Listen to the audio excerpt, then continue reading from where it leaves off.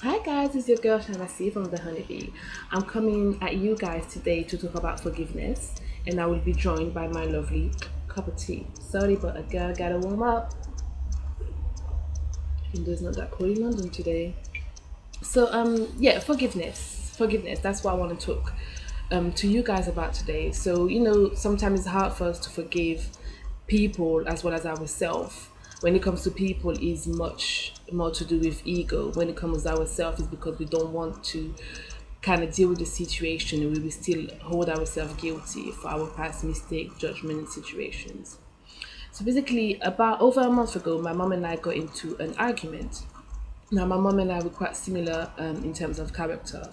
So when we argue, is I'm not gonna get into detail, but I am pretty. Okay, I am pretty. I can bring the worst out of her. She can bring the worst out of me, as I can bring the best out of her, and she can bring the best out of me. And I got really, really angry, really, really angry, and it's something that I don't like because I know how I get when I get into that stage of anger. I know me, I know my tongue, I know my tongue. Okay. And that side of me is am pretty. So we got into an argument and I was like, okay, cool. You're not gonna hear from me no more. You ain't gonna hear from me no more. Now my mom and I obviously we do argue. Not all the time, but we do argue and then we don't talk. I'm really close to my mom and sometimes my mom can call me 6 times a day. First call at 5 a.m. Okay? So a week is like a week, 2 week top that we don't talk. And this one was really, really harsh and it was hard on me and I can only imagine how hard it was on her. I feel like Wendy Williams. Shut the front door. So anyway, it was hard. It was hard because I was in the process of moving. Thankfully, God answered my prayers and provided me and my son into with a lovely new home and everything. And it was hard not having her to share those moments, but at the same time, I was in a really good, positive, loving mental space. So I was focusing on creating that new space for my son and I to be able to, to live in and to build our foundation in. So I didn't concentrate too much on the situation that my mom and I have.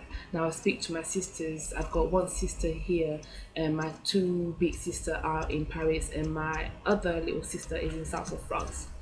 Right? So we have a BBM group with my sisters in France, and we were talking, and every so often my big sister would tell me, did you check up on mom and what might not? I was like, I ain't got her time. And my other sister, three of us really totally differently. My other sister would tell me, you know what, take your time. You need this little break. You need to refocus on yourself. You need to assess the situation. So it was nice to have the balance. But like I say, I'm someone, I will love you, I will cherish you, I will give you my world. If you piss me off, Lord Jesus help you before you can help me. So I wasn't even aware that I was still holding anger against it. It happened. I was like, yeah, okay, fair enough. I'm done. That's it. I'm washing my hands. I'm doing me and all of that. But obviously, I was still holding anger for me to be telling my sister I ain't got her time or I don't care or anything like that. It was still anger, which is not good because anger is rotten roots. You don't want to have anger in you in such. So anyway, as you guys may know if you follow me on Instagram, I was in Prague last week for a work conference.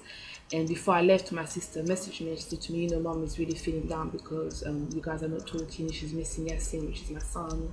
And, she was crying and everything. And I was fronting. I was like, okay. But he hurt me when she said that. He really hurt me. And I was like, yeah, okay, you know what? I'm going to Prague, and then when I come, I'll talk to my son because it's something that affected my son as well. And I thought to myself, and I said to myself, even though I'm as his mom, there's some decision that he has to take for himself that I can't force upon him.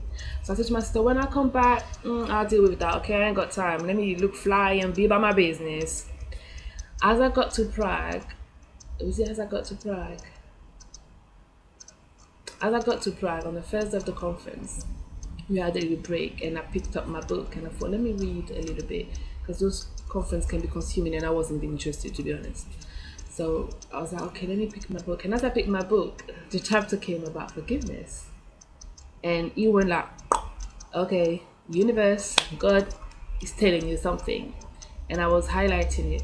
Unfortunately, I didn't bring the book with me. With my book is in my bag, and I realized it was time. It was time for me to let it go and to forgive myself and forgive her and just like squash it kind of thing. And I didn't say anything to no one. I did my thing. Then when I came back, I asked my sister for her number because I changed my number, and I've got a weird principle. If your number is no longer on my phone, you are no longer in my life. That's how I roll. Okay. Um, and my sister took ages to send me the phone number. I was like, what the hell is wrong with her, man? Come on. She sent me the number, and I got a bit hesitant because I know because we're so similar. I know that in that kind of position, somebody would call me, and I'll be like, "What you? Why are you calling me?" I'd be aggressive. I'd be jumping. I'd be on the edge.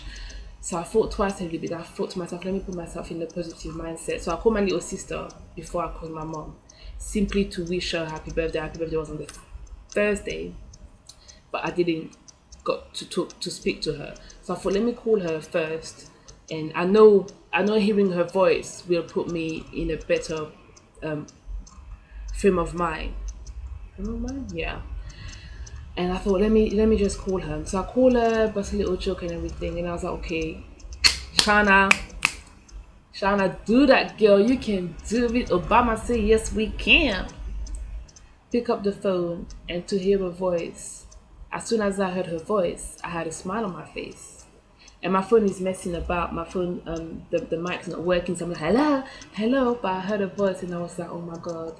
And you know, we had a tough childhood. We had my sisters and I, and my brother. I don't have a brother. Yeah.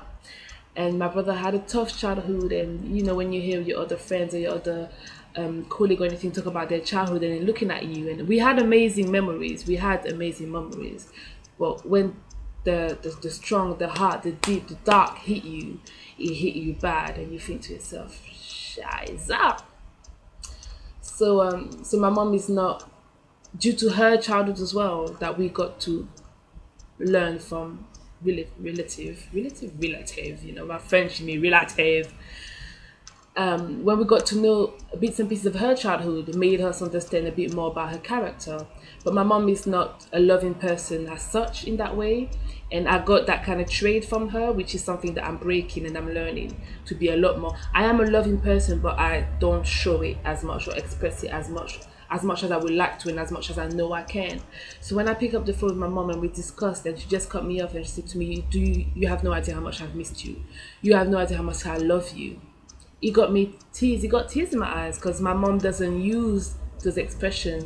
I know my mom loves me. I would go to my mom's house. I'd be like, give me that thing there, and she's gonna be move your ass from my house. That's my mom's way of telling me she loves me. So it was when she said it, when it came from her, it felt like it came from her soul, and I was like, wow. And then we got talking, and she said, you know what happened. Let's not talk about it anymore. Let's just live in the present and look forward to the future. And my mom and I don't always have deep conversations, but just her saying that made me realize that this situation was needed to happen. It had to happen for me to realize how much I value her and I love her, and for her to realize how much she valued me and she loved me, as well as my son, and obviously the rest of my family. And it was hard, and I'm harsh. I'm like, don't talk to me about it. I would tell my partner, I would tell my friend, don't talk to me about it. Just leave me in it. That's my front. That's my ego. That's my ego. Squash the ego. And it felt good. And she came around and she stayed Saturday with us, and we cooked dinner for her, and she called my son in the morning. No, she came on Sunday, which was yesterday. And it felt good. And the only reason why I am telling you guys this, is learn how to forgive. And it's not the easiest thing because we're conditioned to always put our ego first. Our ego is not real. Our ego is a coward. That's why we have an ego. We hide our true emotion and feeling behind our ego. Learn how to forgive yourself. I will do a segment about self-forgiveness, but learn how to forgive others. This is my mom. I could have got a call and telling me that's it, something happened to her, and I will forever blame myself for the situation. Like I told her, there was nobody was right, nobody was wrong. we got angry, we started shouting and what might not, and that's fine. But I can't say I was right. You shouldn't have said that. You shouldn't have done that, and she shouldn't have, and she shouldn't have to say this as well to me. But if something had happened, I would carry that burden for the rest of my life because of my ego. Or not say, sorry, mom, I should have said this. Sorry, mom, I should have done that. Sorry, mom, let's forget about it. So I'm really grateful for the power of God and the power of the universe, how you will get messages when you need those messages. So, try to always stay connected to yourself. Leave the ego. Don't get Beyonce fool you. Got a big ego. Mm-mm. You ain't need your ego. Your soul. Your soul. When you have a situation and you feel lost, pray about it, focus about it. You will get messages at the right time. But you have to be connected. You have to be awake. You have to be aware. You have to be aligned. And you have to realize you don't have to say, oh my God, this is just a coincidence. No, no. If you have any messages, is anyway, any messages, light coming your way when you have to deal with a situation, take it and act upon it and forgive. Until next time, guys. Bye.